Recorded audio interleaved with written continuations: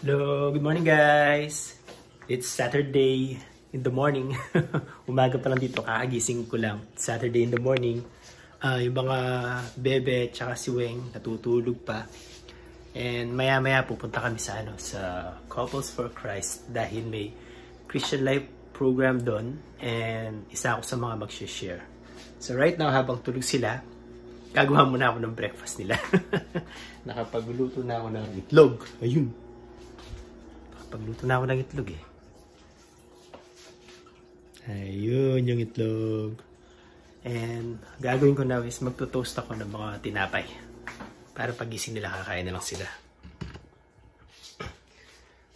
Yung Couples for Christ kasi, isa silang apostolate ng mga ladies within the Catholic Church na ang goal is i-improve yung relationship ng mga mag-aasawa. At lalo yung mga may mga anak. Since dito sa Canada, puro trabaho, bahay lang yung ginagawa ng mga tao. Napaka-importante rin yung magkaroon ka ng buhay outside of the house, outside of work. And within the Couples for Christ, nagkakaroon ka ng pagkakataon na makipag-banding sa ibang mga tao of the same faith. Tsaka yung mga bata na rin, kasi may mga anak din yung mga yon. So sila, makakalaro nila yung mga yon. Kasi mga bata rito, usually, para makapaglaro sa labas, kailangan may kasama pa silang mga matanda, right, di ba? Since yung mga magulang dito is work, house lang, halos wala na silang time para samahan yung mga bata na maglaro sa labas. And so, nangyayari, sa bahay lang sila. Lagi silang nai-stack sa bahay. Pag sa Couples for Christ, minsan may mga household kaming pinupunta yung mga household meeting, ganun. So, yung at least once a month, nagsasama-sama yung mga magkaka-household. Nagkakaroon sila ng parang banding, nagkukwentuhan, may praise and worship. Tapos yung mga bata, nakakasama nila yung mga kalaro nila. Yung mga anak din ng mga kakapwa couples. So, nung sumali kami sa Couples for Christ, so, nung dumating kami dito, 2016, nasa Surrey pa kami doon. Wala pa kami dito sa Richmond. Tapos, pag nagsisimba kami, ini-invite kami ng mga nasa couples na mag-join sa kanila. Pero syempre, yung mga Pilipino, laging hesitant sa mga ganyan eh. Parang kakain na ng oras mo yan. Sayang naman yung oras na sa halip na mag-enjoy nyo magpapamilya para lumabas or something. Ilalaan mo po ba sa mga gathering na ganyan? Di ba yung parang ubus oras lang? Parang ganun. Parang sayang. Hindi naman ubus oras. Parang waste of time. Parang ganun. So, lagi kaming may dahilan para hindi sumali. Lagi kaming nagdadahilan na kasi may priority pa kami na kailangan gawin. May kailangang tapusin, ayusin, or whatever. Hindi kami makaka-join sa mga Christian Life program.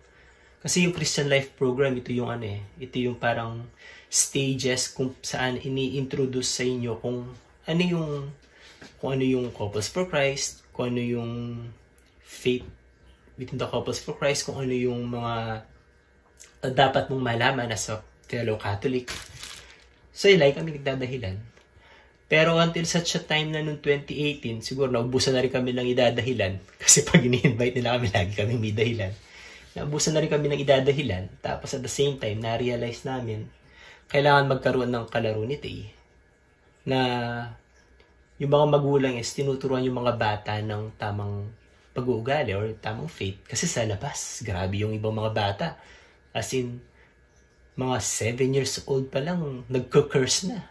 Nagmumura, ganun, lumalaban. So kami, naisip namin, mas maganda magkaroon yung mga bata ng mga kalaro na matitino o mababait or ganun. So, sumali na rin kami. Tapos, eventually, dati noon, 8 weeks ang kailangan mong attendan eh. Hindi naman daily, pero once a week lang. Every Saturday yata nun. So, every Saturday, kailangan namin umattend sa Christian Life program nga for 8 weeks para malaman yung mga gagawin sa Couples for Christ. Yun, so nung umattend kami, first day pa lang, nag-enjoy na kami. And, tuloy-tuloy tinuloy-tuloy na namin hanggang sa yun, maging member na nga kami ng Couples for Christ, naging household kami sa Suri chapter. Tapos nung pagpunta namin dito sa Richmond, nung nakabili na kami ng bahay, lumipat kami dito sa Richmond, nagpa-transfer na rin kami. So mamaya mag-share ako sa Couples for Christ ng related sa topic. Kasi topic mamaya, loving God and loving thy neighbor. So mag-share ako. Sana hindi ako kabahan, sana hindi ako mag-fumble. Swertihan na lang. So ganun, kung nasa Canada man kayo, or may plano kayo na pumunta sa Canada, kung Catholic kayo, or kahit hindi kayo Catholic kasi tumatanggap naman sila ng mga non-Catholics eh. Pero kung couple kayo, maganda, try nyo lang din mag-join sa Couples for Christ. Kung may mga kakilala kayo ng member na, sabihin nyo lang gusto nyo i-try. Wala namang masama eh. Wala namang bayad yun eh. Libre pa yung pagkain. So try nyo lang. Mag-i-enjoy kayo. Pagpadagdag network na rin at saka mag-i-enjoy naman kayo kasi talagang mababait yung mga tao sa Couples for Christ eh. Walang nagsasaksakan patalikod kasi nga sila eh, mga religious sila. So talagang pinapractice nila yung faith nila. Nagtutulungan pa sila kung may kailangan si brother ng ganito, tutulungan ng ibang ka-brother. Si sis kung may kailangan ng ganito, tutulungan ng ibang ka-sis. Try nyo lang basta kung pumunta kayo dito. Make time kasi maganda rin to para sa mag-asawa eh. Kasi laging ang topic is about sa mag-asawa kung paano ma-enhance at ma-strengthen yung pagsasama. Tapos sa mga bata rin, kung paano palalakin yung mga bata na tinuturuan sila ng tamang faith na para hindi sila maligaw ng landas. Kasi sa school, lalo sa mga public school dito, ang daming tinuturo na as Filipino parang hindi tayo sanay. Like yung Sogi. Elementary pa lang sila, tinuturuan na sila na pwede sila mamili ng gender nila. Kung hiba sila, kung shiba sila, or kung binary or whatever. Dami ko nang hindi alam dun eh. Dati sa atin, boy or girl lang eh. Ngayon, yung bata mismo, grade 1 pa lang, siya na mamimili kung ano yung gender niya. Tapos, yung mga bata rin sa school, kaya bata-bata, nagbumura. Yung mga FU, yung mga, basta yung mga ganong mura, na hindi masakit sa pandinig, na hindi tayo sanay. Siguro sa kanila, cool. Pero sa atin, hindi. So, sige guys, mamaya pagpunta namin sa CLP, hope hindi ako magbakel pag nagbigay ako ng talk. Pag nagbigay ako ng sharing. Ayun, tapos ko nang i-toast yung mga bread. Kailangan nang gisingin si mami at ang mga bebe.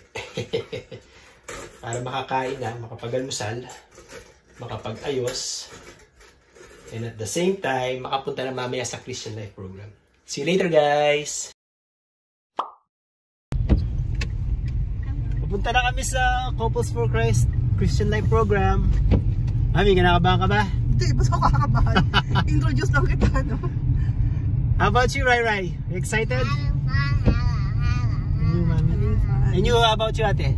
Ate, wala siya. Tatago. Sige.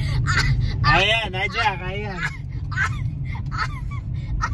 Basta prepared mo na yung introduction mo, Mami. Ang pangit ni ate. Okay, bye. Okay, bye. CFC community is a real blessing to us. As Sis May said, we don't have relatives here in the Lower Mainland, and the CFC community has become our second family. Jesus said in Matthew 18:20, "Whenever two or three gather in my name, I am there with them." So we know that Jesus is here in this Christian Life Program because this is a gathering in His name.